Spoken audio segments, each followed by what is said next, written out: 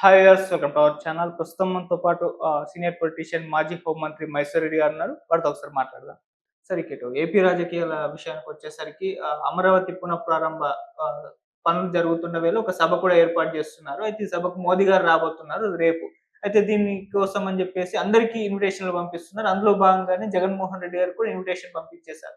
ఇప్పుడు ఆయన వస్తారా? రారా? అన్న దానిపైన ఒక చర్చ కూడా జరుగుతుంది. అంటే ఒకే వేదిక పైన చంద్రబాబు నాయుడు గారిని, జగన్మోహన్ రెడ్డి గారిని చూసే ఛాన్సెస్ ఉన్నాయా అని కూడా మాట్లాడడం చూస్తున్నాను సార్. మరి ఆయన వైఖరి బట్టి చూస్తే వస్తారా సార్? రారా సార్? మీ ఒపీనియన్ ఏంటి?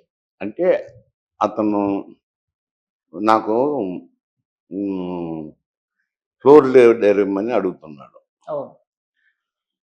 ప్రతిపక్ష నాయకుని హోదా. హ్మ్. రూల్స్ ప్రకారం అయితే శాసనసభ రూల్స్ అయితేనేమి, పార్లమెంటరీ ప్రొసీజర్స్ ప్రకారం అయితేనేమి హ్మ్. 10% సభ్యులు ఉంటేనే వాళ్ళకు ప్రతిపక్ష హోదా ఇస్తారు. నేను మాజీ ముఖ్యమంత్రిని, నాకు ప్రతిపక్ష హోదా ఇవ్వచ్చు కదా అని అంటాడు. మాజీ ముఖ్యమంత్రి అయినా ఇయ్యరు, ఎవరైనా ఇవ్వరు. ప్రతిపక్ష హోదా ఇవ్వనప్పుడు ఈయనకు శాసనసభ్యుడిగానే ఇన్విటేషన్ పంపించుంటారు. హ్మ్. శాసనసభ్యులందరికీ ప్రధానమంత్రి గారు వస్తున్నారు, హ్మ్. పునఃప్రారంభం చేయటానికి వస్తున్నారు, మీరు ఆహ్వానితులు, మీరు రావాలా తప్పక అని ఏదో శాసనసభ్యునికి ఇచ్చే పాసులు గీసులు ఇవన్నీ శాసనసభ్యుని హోదాలో పంపించారు. మరి శాసనసభ్యుని నాకు ప్రతిపక్ష హోదా కూడా ఇవ్వలేదు, నాకు ప్రోటోకాల్ ఉండదు కదా, నేను శాసనసభ్యుడిగానే రావాలి కదా అని అతను ఒక ప్రశ్న లేవనెత్తినారు. హ్మ్.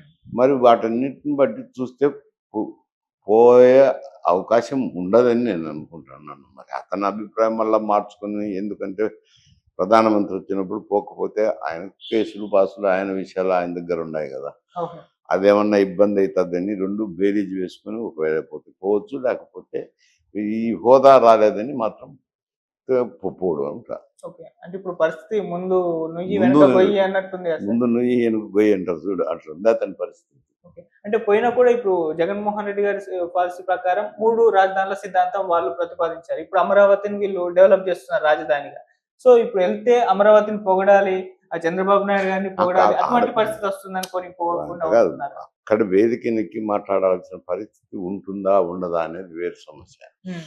ఎందుకంటే ఈయన శాసనసభ్యుడిగానే వెళ్ళింటాడు కాబట్టి. హ్మ్. ప్రతిపక్ష నాయకుడు అయితే వేదిక మీద ఉంటే ప్రతిపక్ష నాయకుడు కూడా మాట్లాడచ్చు. హ్మ్.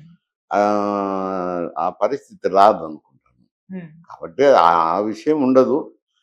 ఉమ్, శాసనసభ్యుడిగా వెళ్తాడా వెళ్ళడా అనేది, హుహు. హోదాలో వెళ్తాడా. ఓకే.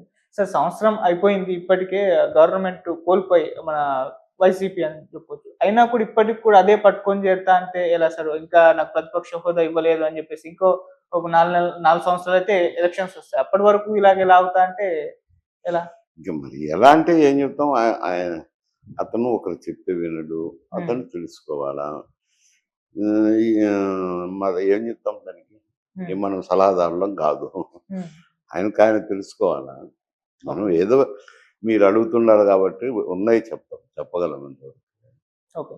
సార్, ఈ అమరావతి పునఃప్రారంభ పనులైతే జరుగుతున్నాయి. అంటే అమరావతి ఇప్పుడు రాజధానిగా కన్ఫర్మ్ చేసేసినట్టేనా? అంటే ఫిక్స్ అయిపోయిందా? లేకపోతే దీనికి ఇంకా స్పెషల్‌గా ఏమన్నా ఇప్పుడు ఉంటుందా సార్? ఇప్పుడు అమరావతి అనేసరికి హ్మ్. అంటే ఉత్తర కోస్తా ఆంధ్ర వారికి కానీ, ఇటు రాయలసీమ వారికి కానీ హ్మ్. ఇష్టం లేదు. హ్మ్. ఆ ప్రాంతాన్ని ఎంపిక చేయడం ఇష్టం లేదు అంట. హ్మ్. ఇంకా రాయలసీమ వారికైతే దొనకొండైనా ఒప్పుకుందరు, లేదు తిరుపతి అంటే ఇంకా హ్యాపీగా ఒప్పుకుందరు. కాళహస్తి దగ్గర ఉన్నాయి కదా భూములు, హ్మ్. 30,000 ఎకరాలు ఉన్నాయి ఎయిర్పోర్ట్ దగ్గర, తిరుపతికి దగ్గర. అక్కడ చేసిన ఒక రకంగా యాక్సెప్ట్ చేసిండ్రు. ఇప్పుడు నార్త్ కోస్టల్ ఆంధ్ర వాళ్ళు ఒకవేళ ఏం మాట్లాడిండ్రో ఏం మాట్లాడకపోయినా, ఈయనైతే జగన్మోహన్ రెడ్డి గారు అడ్మినిస్ట్రేటివ్ క్యాపిటల్ అని ఒక నేర్పించాడు. అవును. ఏదో కాస్త కూస్తో వచ్చిండేది కదా అని ఉండొచ్చు. ముందైతే దాని మీద అంత ఇంట్రెస్ట్ లేదనుకోండి వాళ్ళకు. హ్మ్. ఇప్పుడు ఈ అమరావతి అంటేనే ఎందుకో ముఖం విరుచుకుంటున్నారు ఈ హ్మ్. ప్రాంతాలలో. ఎక్సెప్ట్ కృష్ణా, గుంటూరు వాళ్ళు తప్పనిచ్చి మిగతా వాళ్ళకి ఎవరికి ఇంట్రెస్ట్ లేదు. ఓకే. ఆయన ఒకడు.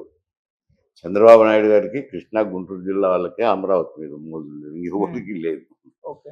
అంటే ఒకవేళ జగన్మోహన్ రెడ్డి గారు చెప్పినట్టు 3 రాజధానుల సిద్ధాంతం అయితే వర్కౌట్ అయ్యి ఉండేది కదా సార్.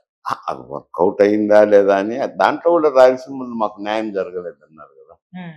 కనీసం అడ్మినిస్ట్రేటివ్ క్యాపిటల్ ఇక్కడ పెట్టి ఉండాల్సింది, అది పెట్టకుండా న్యాయ రాజధాని అని చెప్పి పెట్టడం అది అన్యాయం అనేది అన్నారు కదా. హ్మ్. ఆయన ఆయన మీద సంతృప్తిగా లేరు, రాజధాని విషయంలో చంద్రబాబు నాయుడు మీద సంతృప్తిగా లేరు. ఓకే. సార్ ఏదేమైనా ఫైనల్‌గా అంటే ఇప్పుడు ఈ రకంగా ఇన్విటేషన్ పంపినా కూడా మళ్ళీ రాకపోవడాన్ని అంటే ఏ విధంగా చూడొచ్చంటారు సార్? జనాల్లోకి ఏ విధంగా వెళ్తుందంటారు? మరి ఆ వైఖరిని ఏ విధంగా చూస్తారు సార్? ఇప్పుడు అది ప్రధానమంత్రి గారు వచ్చారు, హ్మ్. ఆయన సమావేశానికి వాళ్ళు ఆహ్వానించినారు. హ్మ్. అదే అమరావతికి సంబంధించిన ఇష్యూ. హ్మ్. ప్రజల్లో ఏముంటది? పోతే పో సభకు హాజరైనా ఏముండదు, సభకు హాజరు కాకపోయినా ఏముండదు అంట. Okay sir. Thank you so much sir.